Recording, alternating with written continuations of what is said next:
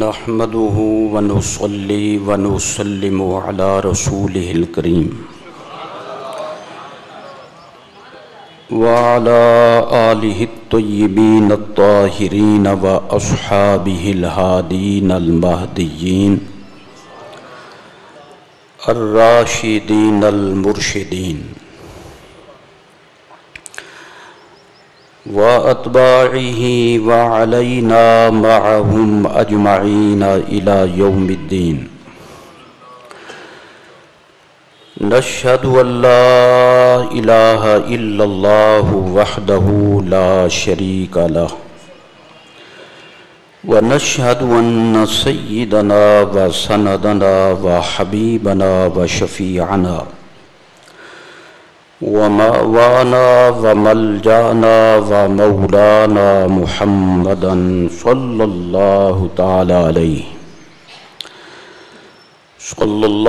تعالى عليه وعلى آله وصحبه وبارك وسلم عبده ورسوله.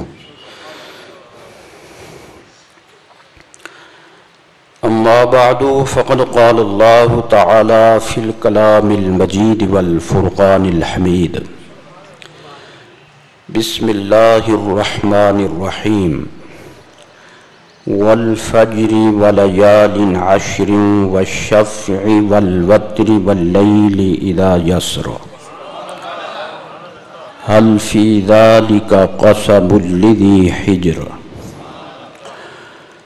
وعن النبي صلى الله تعالى عليه وآله وصحبه وبارك وسلم أنه قال: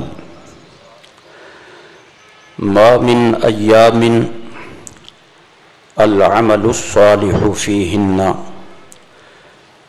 أحب إلى الله من أيام هذه العشر.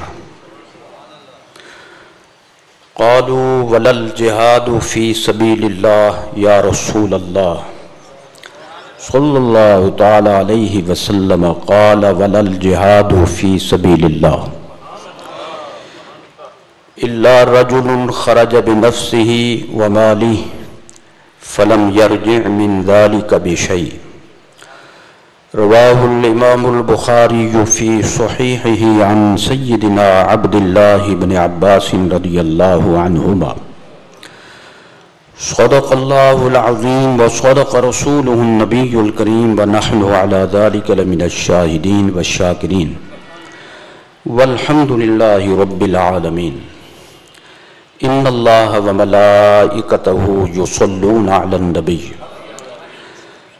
يا أيها الذين آمنوا صلوا عليه وسلموا تسليما.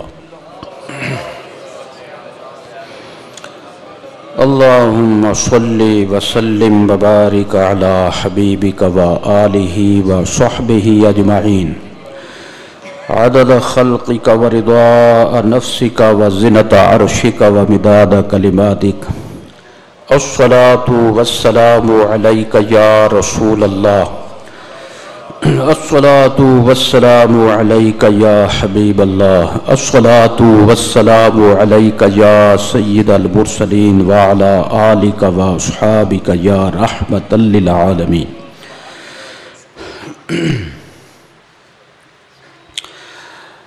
ماہ ذی-قعد کا یہ آخری جمعہ ہے، 24ویں تاریخ ہے۔ اگلے جمعے کے آنے سے پہلے ذی الحج شریف شروع ہو جائے گا۔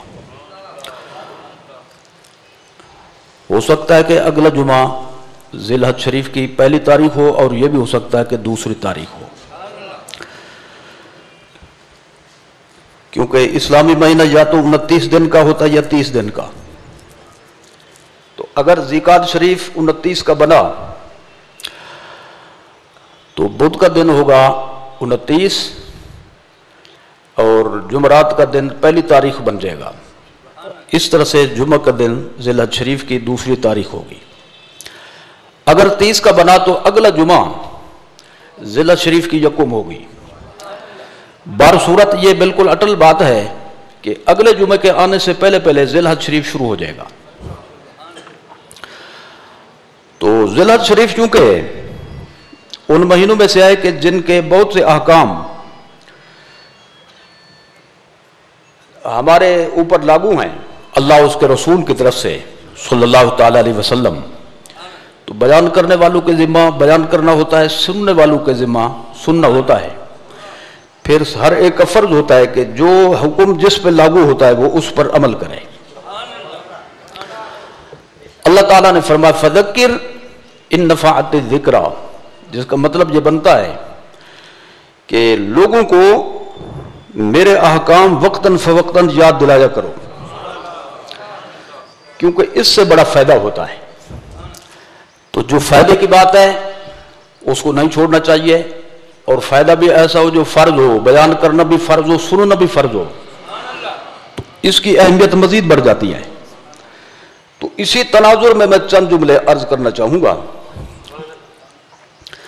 तो पहली बात तो ये समाअत फरमाएं कि जिलहज शरीफ का जो पहला अशरा है, यानी जो इसके पहले 10 दिन हैं, इनकी खुसूसी फजीलत है। कुरान मजीद में इजमालन उसका बयान मौजूद है, और तफासीर के अंदर और हादीस तय्यबा सय्या कसीरा साबिदा के अंदर इसकी तफसीलात मौजूद हैं। तो अलगरज इस अशरे की जो फजीलत का बयान है बुनियादी तौर पर कुरान मजीद से साबित होती है। तो कुरान मजीद के हवाले से मैं ये सिर्फ मौके की मुनासबत से और बात की तकमील के लिए सबसे पहला जुमला नोट कराना चाहूंगा। इसके बाद एक हदीस शरीफ साथ मिलाइएगा तो पता चल जाएगा कि इस अशरे को अल्लाह ताला ने कितनी शान दी और ये अशरा कितनी अहमियत का हामिल है। कुरान मजीद की एक मशहूर सूरत है जिसका नाम है वल फज्र। इसकी इब्तिदाई आयात में एक तफसीर के मुताबिक अशराए ज़िलहिज्जा की फजीलत इसमें बयान की गई, और अक़वाल भी हैं, इसलिए मैंने कहा एक तफसीर। और याद रखिए कुरान मजीद की जितनी तफसीरें हों दलाल शरिया की बुनियाद पर हों, वो सब के सब मोतबर होती हैं, क्योंकि जो उसूल है अल कुरान हुज्जतुम मिन जमीअल वुजूह वल कुरान ज़ू वुजूह। कुरान मजीद के अंदर अल्लाह ताला ने शान रखी है कि लफ्ज एक होता है, पहलू बहुत होते हैं, मसाइल उससे सैकड़ों और हजारों हल होते हैं। तो लिहाजा जब अल्लाह ने शान ही ऐसी रखी है तो इसकी हर तफसीर करार पाएगी और हुज्जत होगी। और एक हदीस शरीफ में कि एक एक आयत की 60 हजार तफसीरें हैं।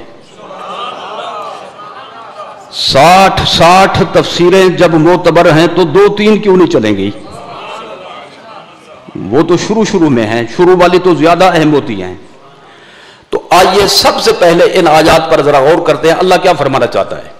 तर्जमा सुनिए पहले, सबसे पहले वल फजरी, ये वाव जो है ये वाव कसम है जिसका आप कहते हैं वल्लाह। वल्लाह का माना यानी कि और अल्लाह, बल्कि वल्लाह का माना मुझे अल्लाह की कसम। ये कसम किसका माना है? ये वाव कसम का माना है।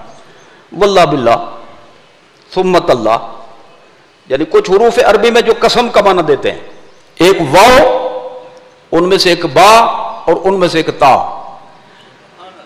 तो पूरी कसम उठानी हो अरबी में तो तीनों मिला देते हैं, वल्लाह बिल्लाह सुम्मत अल्लाह। अल्लाह की कसम, अरे अल्लाह की कसम, क्या सुनना चाहते हो? अल्लाह ही की कसम उठा रहा हूं। सच्ची या झूठी इसकी बहस नहीं है। बार सूरत ये हुरूफ जो हैं ये कसम का माना देने के लिए आते हैं, और ये वल फज्र के शुरू में जो वाव है ये वही वाव है कसम का माना देने वाली। माना होगा मुझे सुबह सादिक की कसम। अगर लफ्ज़ फज्र भी बोल दे मुश्किल नहीं है, क्योंकि फज्र हो गई है, हम ये अपनी जुबान में बोलते हैं, मुझे फज्र की कसम। और फज्र से मुराद फज्र सादिक, सुबह सादिक। वलयालिन अश्र, और मुझे 10 रातों की कसम, 10 रातों की कसम। सारे ना बोले 10 ही बोल रहे हैं। 10 रातों की कसम। वश्शफ़ी वल वतरी, जुफ्त की कसम, ताक की कसम। वल्लैली इदा यसर, उस रात की, एक रात की कसम जब वो चली जाए, जब रात चली जाए उसके चले जाने के वक्त पे कसम। हल फी दालिका कसमुल लज़ी हिज्र। इसका खुलासा ये बनता है, ये 5 कसमें हमने उठाई हैं, अल्लाह फरमाता है। कितनी? 5 कसमें हमने उठाई। फज्र की, 10 रातों की, जुफ्त की, ताक की, रात के गुजरने की। तो फरमाया अक्लमंदों के लिए कोई इसमें सबक है कि नहीं? यानी है। और पूरा मफहूम यह बनता है अगले मजमून को मिलाकर, हमें सुबह सादिक की कसम, 10 रातों की कसम, जुफ्त की कसम, ताक की कसम, गुजरने वाली रात की कसम, नबी के दुश्मनों को हम जरूर अजाब देकर रहेंगे। इन्ना रब्बक लबिल मिरसाद, आगे मजमून मौजूद है, वो इसका जवाब बन रहा है कसम का जी, क्योंकि कसम का एक जवाब होता है। यानी 2 जुमले होते हैं, एक कसम होता है और अगला जुमला होता है सुनने वाला जिसके इंतजार में होता है। यदि आप किसी के सामने मजमे में खड़े होकर कहें, ओ मुझे अल्लाह की कसम, वो है, सारे इंतजार हो जाएगा, क्या कहता है जी? तो अगला जुमला जो आएगा जी, वो होगा उसका जवाब। तो अल्लाह ने फरमाया मुझे सुबह सादिक की कसम, 10 रातों की कसम, मुझे ताक की कसम, जुफ्त ताक की कसम, मुझे गुजरने वाली रात की कसम। कसम किस बात की? इस बात की जो मेरे नबी का दुश्मन है, जरूर उसे रगड़ा दूंगा, जरूर उसे अजाब दूंगा। लिहाजा ये कुत्ती जो भौंकी है, हिम्मत करो, ये शर्मा नाम की बेशरम जी, यहां तो लानत पड़ी गई, सारी दुनिया लानत भेज रही है। अजाब कब्र जो मिलेगा वो अलग है, तौबा करके ना गई तो आखिरत का अजाब और है। मैं माजरत करता हूं, ये कुत्ती का लफ्ज मैंने बोला है, ये भी गलत बोला है, क्योंकि कुत्ता कुत्ता जरूर होता है, नबी का गुस्ताख नहीं होता।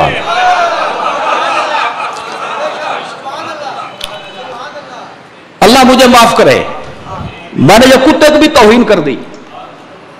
क़यामत में कहीं पकड़े हुए ना हो कि मैं तो गुस्ताख नहीं था। इसीलिए अल्लाह ताला ने जब इन बेईमानों का जिक्र फरमाया कुरान में, क्या फरमाया? उलाइका कल अनआमी बल हुम अदल्लू, ये मेरे नबी के जो दुश्मन हैं, ये जानवरों से भी बददर्जा बदतर हैं, जानवरों से भी ज्यादा बद हैं। यानी जानवर जिनको तुम गंदा समझते हो, ताकि पलीदी का उनको कोई तमीज नहीं होती, कुछ हराम होते हैं, कुछ पलीद होते हैं। इस हवाले से कुछ ऐसे जिनका नाम लेना तुम गवारा नहीं करते, वो बुरे नहीं है जितना काफिर बुरे हैं, जितना ये बेईमान बुरे हैं। क्योंकि जानवर जब नबी के सामने आए, जितना ही बौला हो नबी के कदमों में गिर जाता है। और जब काफिर बौले बने, ना अपने का ख्याल होता है ना दूसरे का ख्याल होता है, तो ये जानवरों से भी बद हुए। चलो मैं एक नजीर पेश कर दूं। तारीखी हैसियत की एक रिवायत है कि काफिरों ने कुत्ते पाले। किस नियत से पाले? कि इनको बनाए गए शिकारी, और शिकारी जो होता है वो चलता है इशारे पे, और रखवाली वाले भी चलते हैं इशारे पे। एक दिन रखेंगे भूखा, एक दिन या कई दिन, मतलब कुछ वक्त,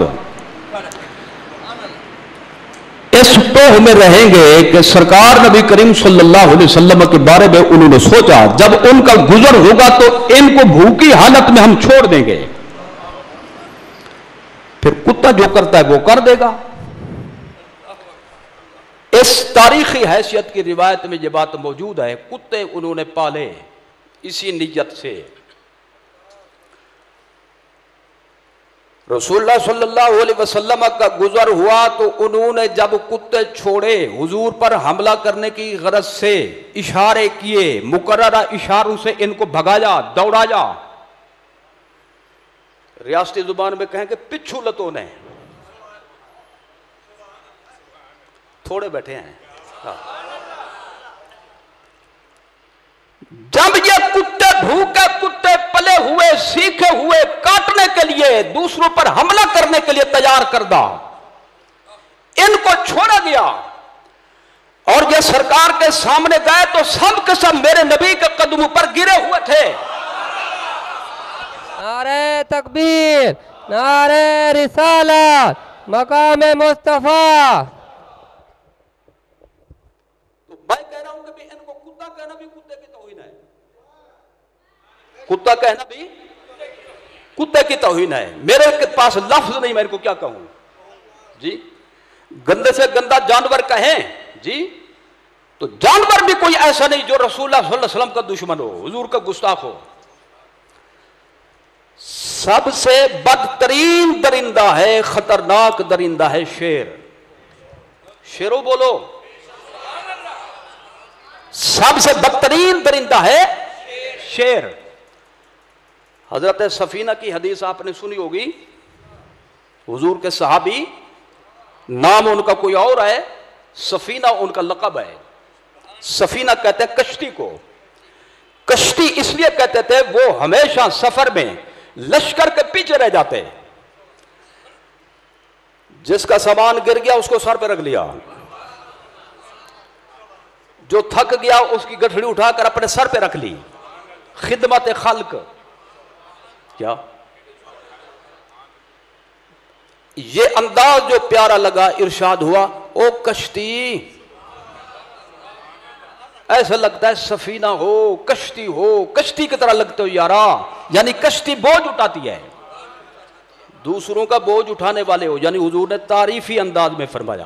ماں باپ والا نام بھول گیا، بھلا دیا، فرمایا اب میرا یہی نام چلے گا، سفینہ سفینہ سفینہ۔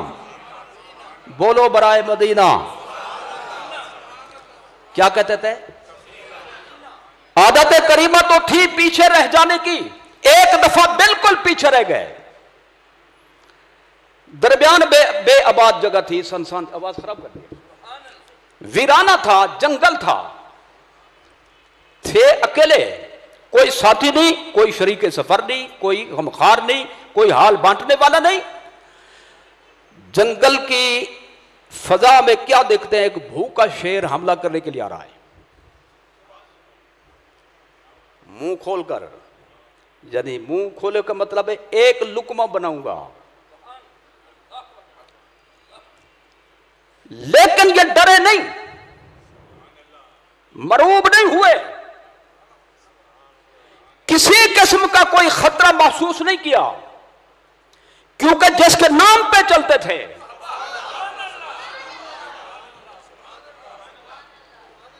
وہ نام ہی تو کوئی نام تھا نا۔ شیر کے سینکڑوں نام ہے عربی زبان میں، ایک نام ہے اس کی کنیت سے، وہ ہے ابو الحارث۔ ابو الحارث، ابو الحارث کا معنی بھی شیر۔ جب شیر قریب آیا، پڑھو مشکاہ شریف، باب الکرامات، صحابی ہے، صحابی خدا کا برگزیدہ ولی ہوتا ہے، ولی کی کرامت ہوتی ہے، نبی کا معجزہ ہوتا ہے، کرامات کا پورا باب ہے، اس میں یہ حدیث موجود ہے۔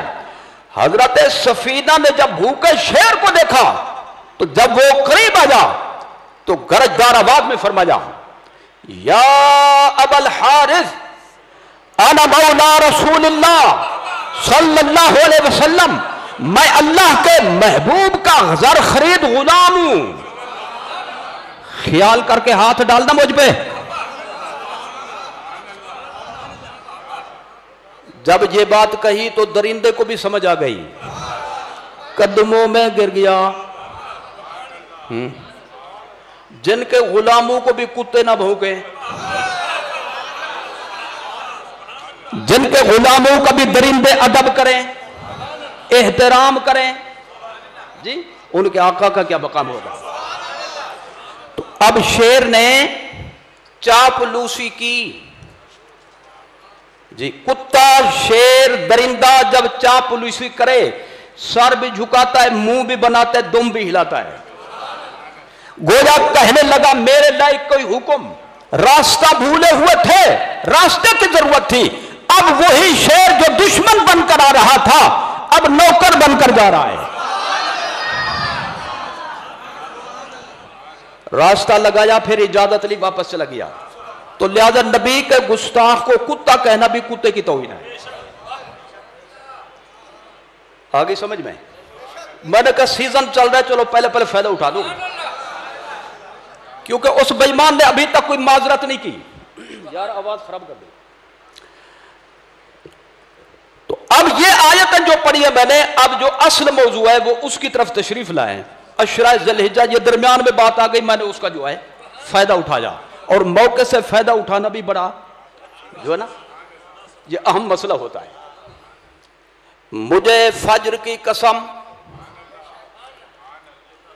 اور مجھے آپ کی خاموشی کی قسم کہ تقریر میں نے ضرور کر لیا ہے، میں اب یوں کہوں گا، مجھے فجر کی قسم، 10 راتوں کی قسم، جفت کی قسم، تاک کی قسم، رات کے گزرنے کی قسم، یہ قسم بہت اہم ہے، نبی کے دشمنوں کو ضرور میں رگڑا دوں گا۔ جی رگڑا جب ایک ملنگ دے تو رگڑا ہوتا ہے، جب خالق کائنات دے تو کتنا بڑا ہوگا۔ سمجھ میں آ گئی؟ ان ربک لبالمرصاد۔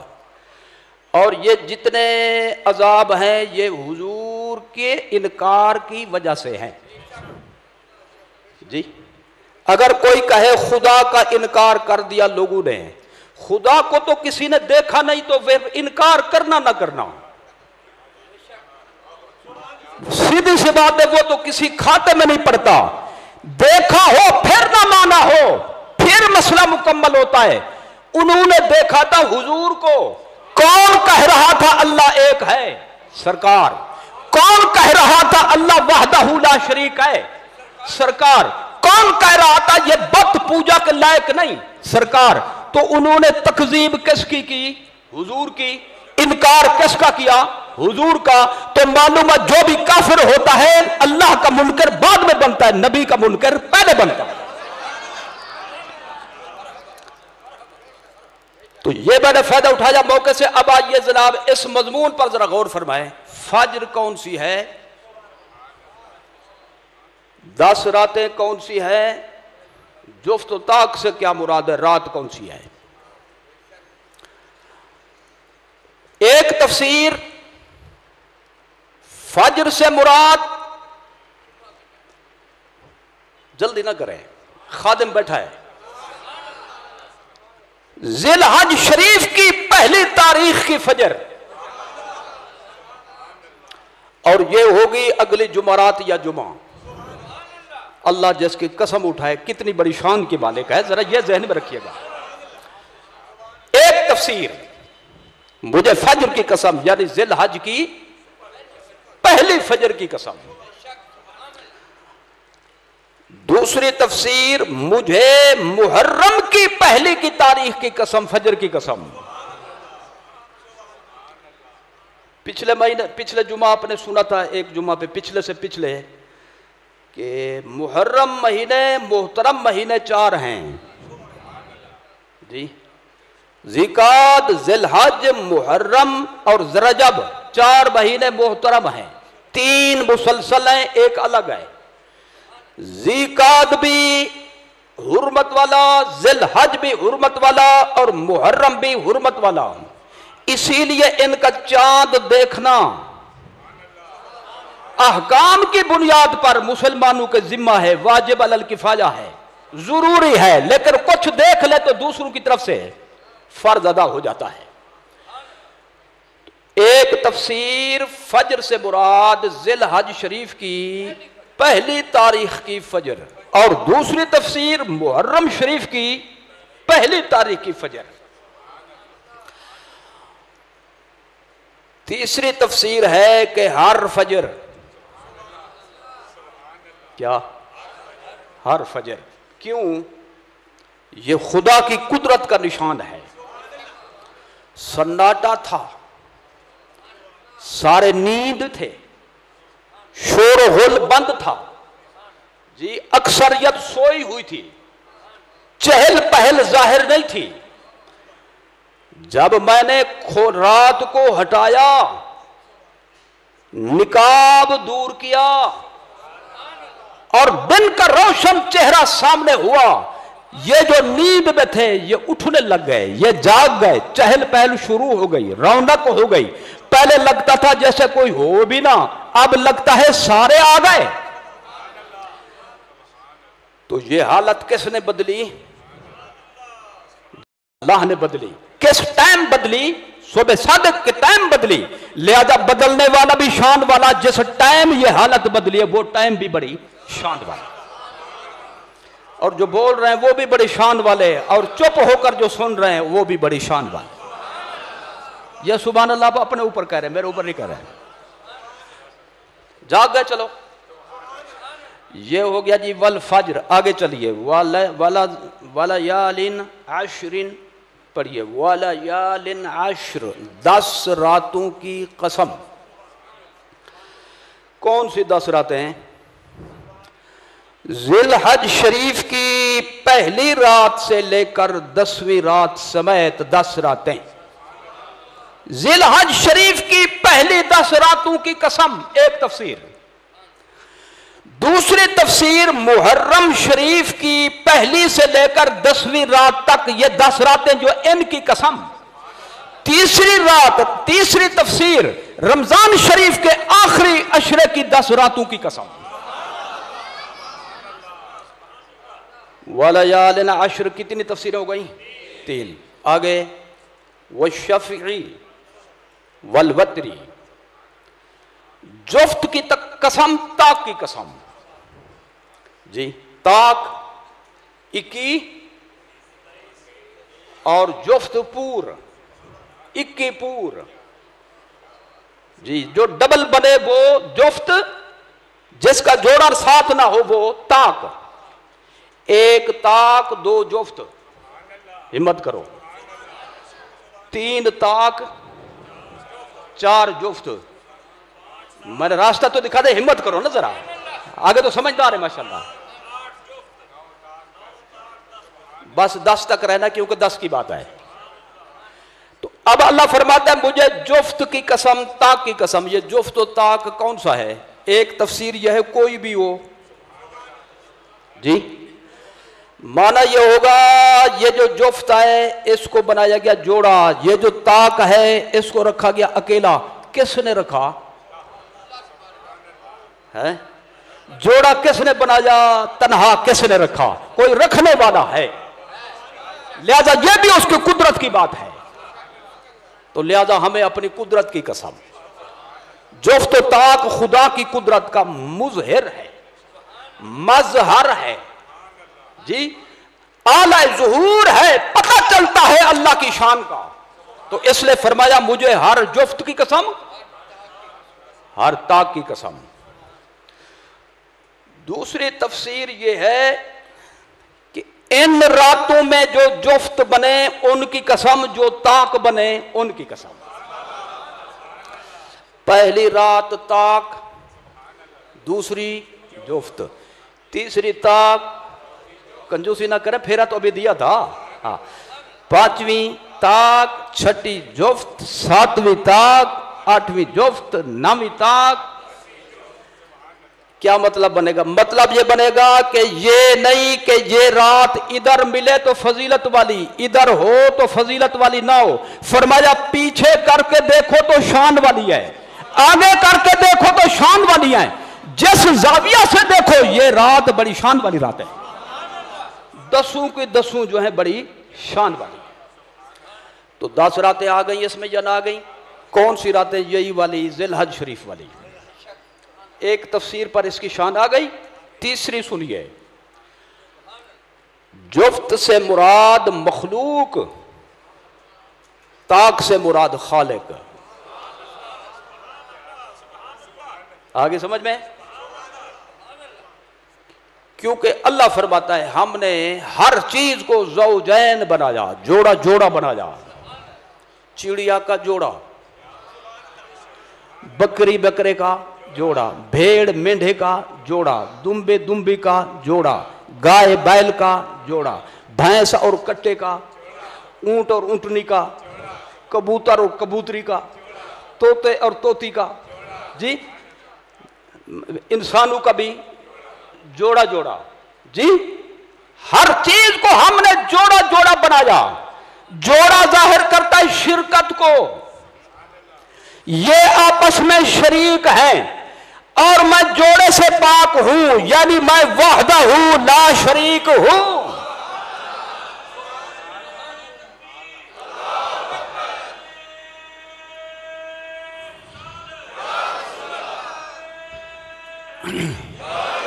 تو یہ اللہ کی شان ظاہر ہوتی ہے اس سے. کتنی تفسیر ہو گئی؟ 3. واللیل اذا یسر،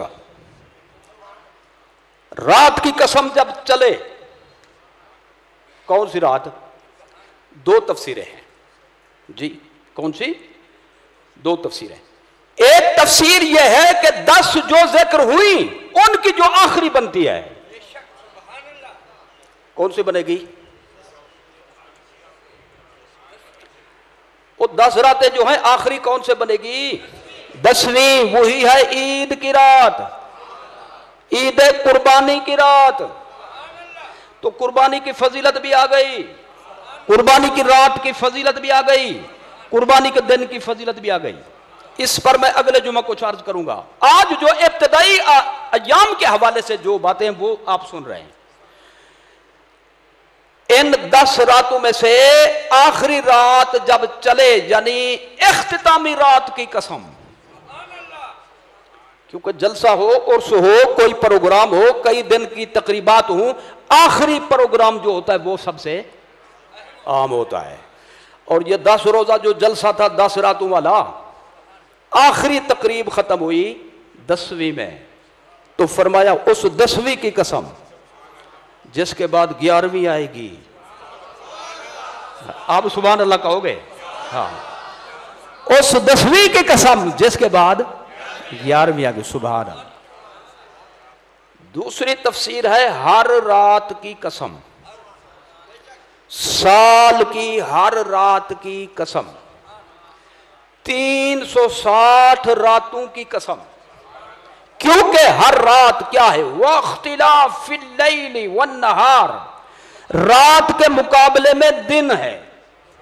جی رات کے مقابلے میں دن ہے، دن کے مقابلے میں رات ہے. سورہ القصص میں یہ بات موجود ہے، او لوگوں اگر میں سارا سال دن ہی دن رکھتا تم سوتے کیسے؟ اگر میں سارا سال رات کی شکل میں رکھتا اٹھتے اور رونق بناتے کیسے؟ کماتے کیسے؟ رزق کی بات کیسے کرتے؟ لہذا دن بھی ہم نے بنایا، رات بھی ہم نے بنائی. وہ بھی ہماری قدرت کا نشان ہے، یہ بھی ہمارا شاہکار قدرت ہے. یہ میں نے ابھی اقوال پیش کیے جی. اب میں نچوڑ نکالنا چاہتا ہوں، آپ کا نہیں، تقریر کا. جو بیان کیا اس کا ڈر کے پتہ نہیں کس کا نچوڑ نکلتا ہے. نکل بھی جائے تو کسی کھاتے میں جائے گا انشاءاللہ.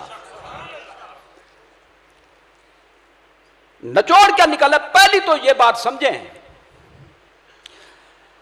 یہ 3 قول آ گئے. 10 کے حوالے سے 3 قول آ گئے. کیا جی؟ 3 قول. ایک ذی الحج شریف کا پہلا عشرہ، دوسرا محرم شریف کا پہلا عشرہ، تیسرا رمضان شریف کا پہلا عشرہ، آخری عشرہ. کتنے ہو گئے؟ تو اب ایک مسئلہ یہاں پہ یہ سمجھنا، یعنی جو بحث چلی ہے نا اس کا یہ حصہ ہے، سمجھنے کی ضرورت ہے، ان تین میں کون سا کس سے فضیلت میں بڑھ کر ہے یا برابر ہے؟ ضرورت ہے؟ نہیں ہے تو میں بند کر دیتا ہوں۔ آئیے میں ایک جملے میں بات کو مکمل کرتا ہوں۔ اس پر اتفاق ہے قرآن و سنت کے دلائل کی روشنی میں کہ ذی الحج شریف والا عشرہ اور رمضان شریف والا آخری عشرہ محرم شریف کے عشرے سے دونوں افضل ہیں۔ اس میں کسی کو اختلاف نہیں ہے کہ ذی الحج شریف کا عشرہ محرم شریف کے عشرے سے افضل ہے، اسی طرح رمضان شریف کا آخری عشرہ محرم شریف کے عشرے سے بھی افضل ہے۔ باقی بچے دو، کون سے؟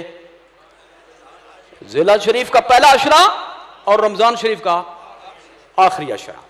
جی تو اب ان میں کس کی فضیلت زیادہ ہے؟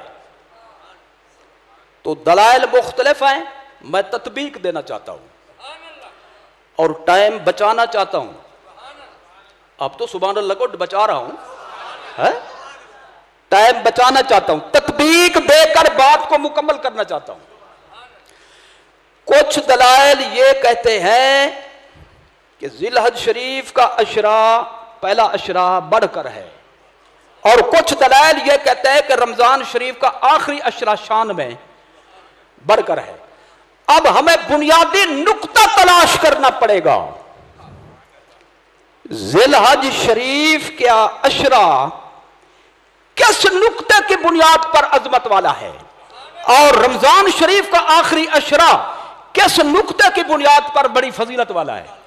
تو لیجئے جناب میں عرض کرتا ہوں، ذی الحج شریف کی پہلے عشرے کی شان ہے 9ویں ذی الحج کے دن کی وجہ سے، حج کے دن کی وجہ سے۔ ہمت کرو، جو کہنا اس کی ہمت کرو جی، دن کی وجہ سے ہے۔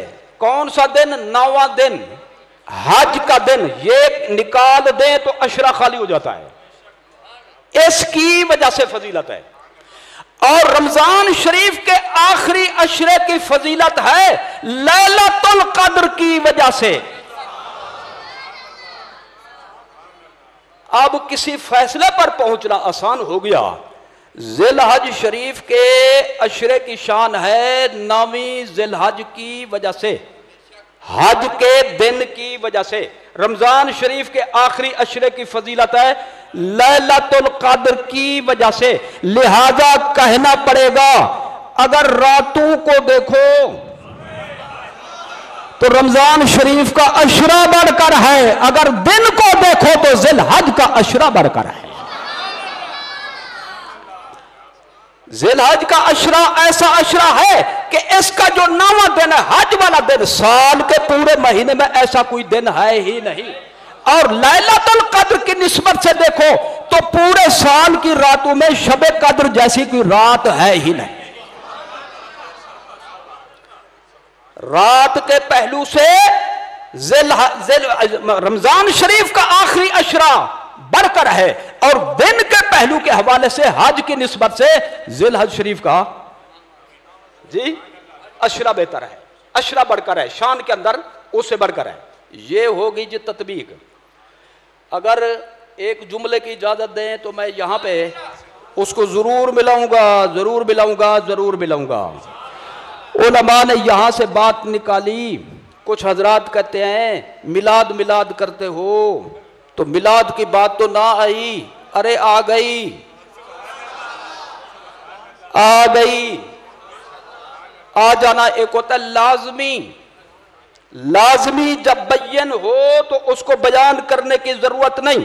لوازم بینہ محتاج دلیل نہیں ہوا کرتے علمی زبان میں، لوازم بینہ محتاج دلیل نہیں ہوا کرتے، جب وہ لازمی ہوں تو وہ ساتھ ہی ہوتے ہیں۔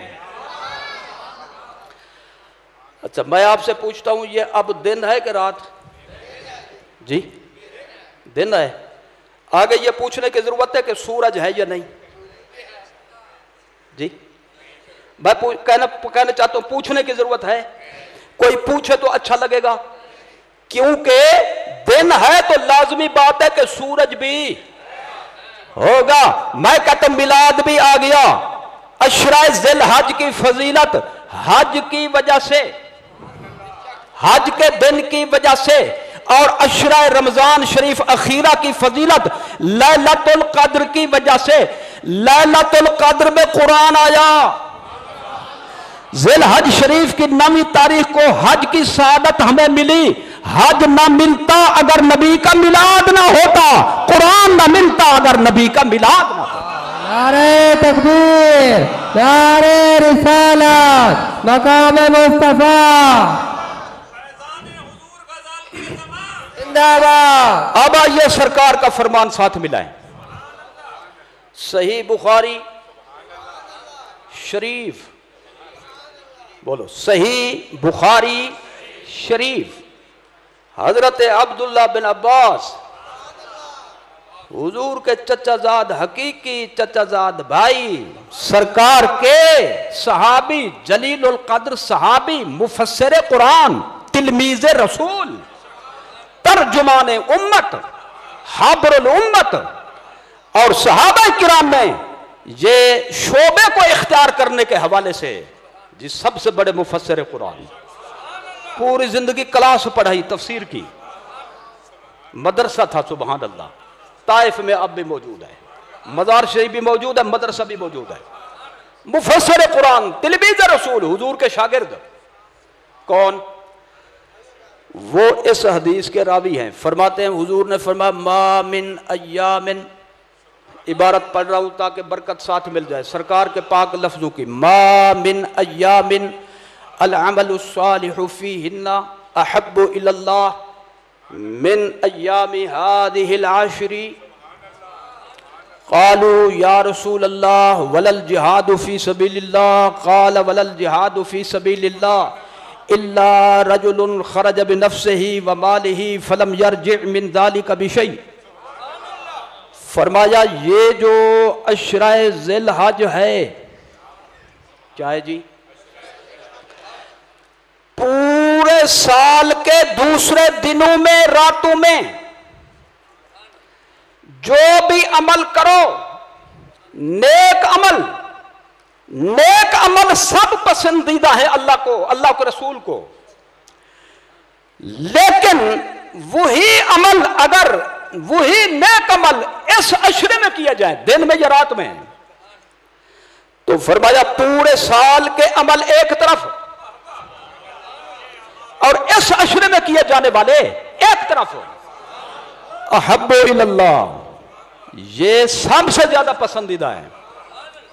تہجد پڑھو دوسرے مہینوں میں اور پڑھو اس عشرے میں، اس عشرے والی تہجد اہمیت والی ہے۔ روزہ رکھو دوسرے دنوں میں، نفلی روزہ، اور رکھو ان دنوں میں، تو ان کا روزہ ہمت کرو، دوسرے مہینوں میں پڑھو سبحان اللہ، الحمدللہ، اللہ اکبر، قرآن کی تلاوت، جی نفل نماز، کوئی بھی نفل عبادت، تو حضور نے فرمایا وہی عبادتیں اگر اس عشرے میں کرو، ان کی اہمیت، ان عبادات کی اہمیت دوسرے مہینوں کی بنسبت بڑھ کر ہے۔ صحابہ کرام نے سوال کیا، پوچھا حضور سب سے مشکل عبادت ہے جس میں جان بھی کھپانی پڑتی ہے، مال بھی دینا پڑتا ہے، زخم بھی کھانے پڑتے ہیں، جان بھی دینی پڑتی ہے، وہ تو ہے جہاد۔ تو کیا جہاد بھی اگر دوسرے مہینوں میں کیا جائے تو وہ ان دنوں میں کی جانے والی نیکی سے افضل نہیں ہے؟ تو فرمایا ولل جہاد فی سبیل اللہ، دوسرے دنوں میں جہاد فی سبیل اللہ، اور اس عشرے کے اندر بیٹھ کر مصلی پر سبحان اللہ پڑھتے رہنا، الحمدللہ کہتے رہنا، جی اس کا ثواب جہاد سے بھی بڑھ کر ہے، سبحان اللہ۔ ہاں ایک بندہ اگر جہاد کرے اس صورت میں، مسلمان ہو، نبی کا غلام ہو، مال لے جائے، اپنی جان کا نذرانہ پیش کرنے کے لیے جہاد فی سبیل اللہ کے لیے جائے، اور نہ اس کا مال گھر کو واپس آئے نہ وہ خود واپس آئے، مال بھی لٹا دے اللہ کی راہ میں، اپنی جان کا بھی نذرانہ پیش کر دے، تو وہ برابر بن جائے گا اس عشرے کی نیکی کے۔ ہر مجاہد برابر نہیں ہوتا۔ سمجھ میں آ گئی؟ تو جہاد سے بھی افضل اہمیت ہے اس عشرے کی۔ وہ پانی میں مدھانی تو نہ بناؤ، نچوڑ نکالنا تھا، نچوڑ مکھن لینا ہے، مکھن یا کھیر خراب کر کے چلے جانا ہے۔ ہمت کرو۔ اب مکھن یہ لینا ہے کہ بھئی ان دنوں کی قدر کرنی ہے۔ کیا کرنی ہے؟ قدر کرنی ہے۔ قدر یہ ہوتی ہے کہ کوئی بے وقوفی والا کام نہ کرو، بے حرمت والی کام نہ کرو۔ جی آپ روڈ پہ پلاٹ میں فضول بات کرتے ہیں، لیکن جو مسجد میں کر رہا ہو اس کو ٹوک دیتے ہیں۔ کیا کرتے؟ بھائی شرم کرو، احترام کرو، خدا کے گھر میں بیٹھے ہو، جھوٹی قسم نہ اٹھاؤ، جھوٹ نہ بولو، گلہ نہ کرو۔ روکتے نہیں روکتے؟ یعنی باہر بھی گناہ ہے، اندر زیادہ گناہ ہے۔ گناہ اپنی جگہ پہ بے حرمتی وہ بھی ساتھ مل گئی۔ تو جو گناہ ہوگا گناہ بھی ہوگا، اور جو غلطی کرو گے، جو گناہ کرتا ہے کوئی بندہ، تو یہ اس عشرے کی بے حرمتی بھی بن جائے گی، وہ بن جائے گا ڈبل۔ لہذا احترام کرنا ہے، ہمت کرو جی۔ کم پیمائش نہیں کرنی، ماپ تول کی کمی بیشی سے پروگرام ہے جی، ہیرا پھیری سے، جھوٹ سے، فراڈ سے۔ اور جو نیکیاں، اس حدیث کا جو مقصد بنتا ہے وہ یہ بنتا ہے، جو نیکیاں سال کے دوسرے مہینوں میں کرتے ہو، کوشش کرو تھوڑی تھوڑی کر لو ان میں۔ کیا کرو؟ تھوڑی تھوڑی کر لو۔ روزہ بھی نصیب ہو جائے، اس عشرے کا روزہ بھی نصیب ہو جائے، نفل نماز بھی نصیب ہو جائے، تہجد بھی، اشراق، چاشت، اوابین، سبحان اللہ کی تسبیح، الحمدللہ کی، اللہ اکبر کی، لا حول شریف کی، قرآن کی تلاوت، استغفار، درود شریف، کلمہ طیبہ کا ورد، نبی کا صلاۃ و سلام، صدقہ و خیرات، یہ جتنی نیکیاں ہوتی ہیں تھوڑی تھوڑی کرو، تاکہ عشرے کے حوالے سے رنگ لگ جائے سب کو، پھر وہ ذخیرہ بن جائے گی۔ یعنی فصل ہے، فصل جی، جس طرح کپاس کی فصل ہوتی ہے، گندم کی فصل ہوتی ہے، ایک سال میں سال کا پورا خرچہ ایک دن میں، موسم میں، سیزن میں جمع کر لیتے ہیں۔ یہ سیزن میں جب یہ بنا دو گے سارا سال کم آئے گا۔ یہ تقاضا ہے سرکار کے فرمان کا، لہذا امتی ہونے کے ناطے سے فرض بنتا ہے کہ ہم اس کا احترام کریں۔ ایک بات تو یہ میں نے آپ کو نوٹ کرائی، ابتدائی، کس کی؟ ابتدائی کا مطلب یہ ہے کبھی چاند نظر آئے گا تو پھر ظاہر ہے کبھی محفل تو نہیں لگ سکے گی، اس لیے آج ہی میں نے محفل لگا لی۔ دوسرا مسئلہ، ابتدائی ایام کا سماعت فرما لیں، بات مکمل ہو جائے گی۔ باقی مسائل، قربانی وغیرہ تفصیلات میں اگلے جمعہ انشاءاللہ عرض کر سکوں گا، اور کوشش فرمائے کہ جلدی تشریف لایا کریں۔ اور ایک پروگرام میں یہاں پہ شروع کر رہا ہوں اپنی مسجد شریف میں، کہ بیان جو بھی ہوگا آخر میں 2-3 ضروری مسائل، 2-3 ضروری مسائل ہر جمعہ پہ انشاءاللہ سمجھا جائیں گے۔ صرف سبحان اللہ نہیں، یہ جو چپ ہیں یہ سمجھ گئے ہیں، ان کو خطرہ جب سمجھائیں گے اگلے جمعہ سنیں گے بھی تو صحیح نا جی۔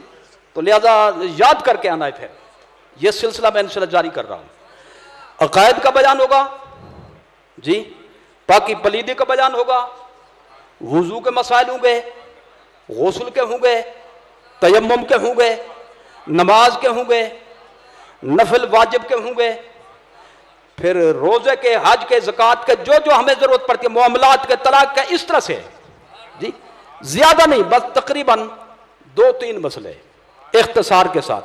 عبارتیں پڑھنے کی میں آپ کو تکلیف نہیں دوں گا، مسئلے کی حد تک قبول ہے، وہ ایجاب قبول تو کر لو۔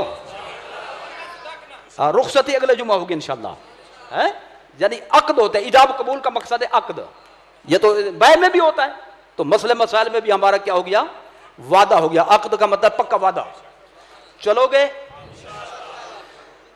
اور دوسرا پروگرام یہ ہے کہ آپ حضرات کو معلوم ہے کہ بھئی یہ جامع مسجد جب تعمیر شروع ہوئی تو اس سے پہلے ہماری کلاسز یہاں پہ لگتی تھیں درس نظامی کی، تو جگہ کے شہید ہو جانے کی وجہ سے کلاس ہم نے عارضی منتقل کی تھی، تو پورا سال بخاری شریف کی کلاس چلتی ہے،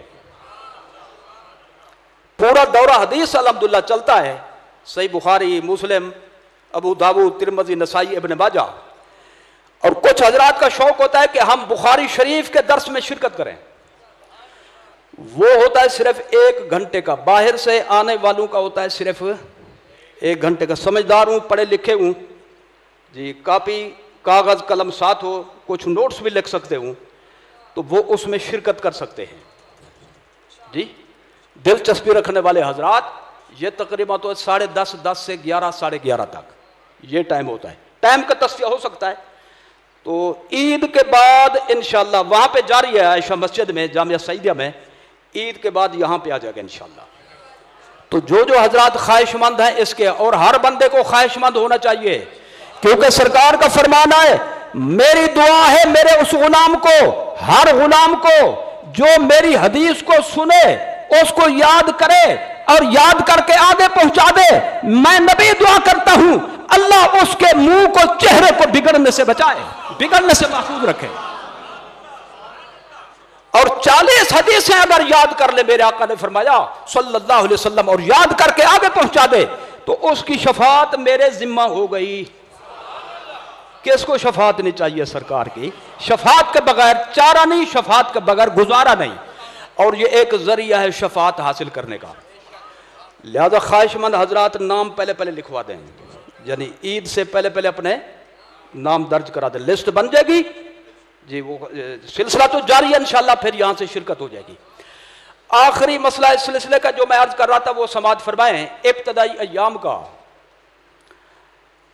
صحیح حدیث میں ہے کہ جن پر قربانی ہو، خصوصیت کے ساتھ جن پر قربانی ضروری ہے، تو فرمایا جب ذی الحج شریف کا چاند دیکھیں،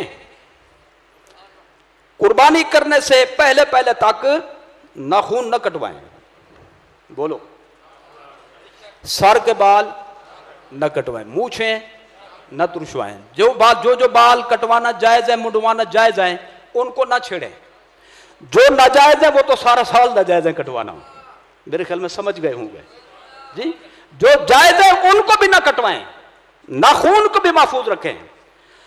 فرمایا یہ عملی طور پر قربانی کا حصہ ہیں، یہ کام قربانی کا حصہ ہے، بعض علماء نے فرمایا فرض ہے، وجوبی طور پہ حصہ ہے، اور ہمارے امام اعظم نے فرمایا استحبابی طریقے سے حصہ ہے، یعنی مستحب ہے، قربانی کو نور نہیں حاصل ہوگا، رنگ روغن نہیں لگے گا جب تک یہ کام نہیں کرو گے۔ تو جن کی قربانی ہے وہ ناخون نہیں کٹوانا، انہوں نے جائز بالوں کو نہیں کٹوانا، نہیں مڈوانا، یہ کب کرنا ہے؟ قربانی کرنے کے، ہمت کرو، نہیں سمجھے تو پھر مجھے دوبارہ بیان کرنا پڑے گا۔ اچھا، اب ایک جو ہوتا ہے کہ جن پر قربانی نہیں ہے وہ کیا کریں؟ ایک حدیث شریف میں وہ بھی پیش کر دوں، بات مکمل سے مکمل ہو جائے جی۔ حضرت عبداللہ بن عمر نے فرمایا، سرکار یہی مسئلہ بیان فرما رہے تھے، ایک بندہ کھڑا ہو گیا، سائیں میرا اپنا جانور تو نہیں ہے، میرے پاس منیحہ ہے، منیحہ کیا ہوتا ہے؟ کچھ دنوں کے لیے میں نے جانور مانگا ہوا ہے اس کے دودھ کا فائدہ اٹھانے کے لیے، کچھ دنوں کے لیے بکری دے دو، گائے دے دو، میں اس کا دودھ پیوں گا، خدمت کروں گا، وہ ہے میرے پاس، یعنی میری ملکیت تو نہیں ہے دوسرے کا ہے میرے پاس، اس کی قربانی کر سکتا ہوں۔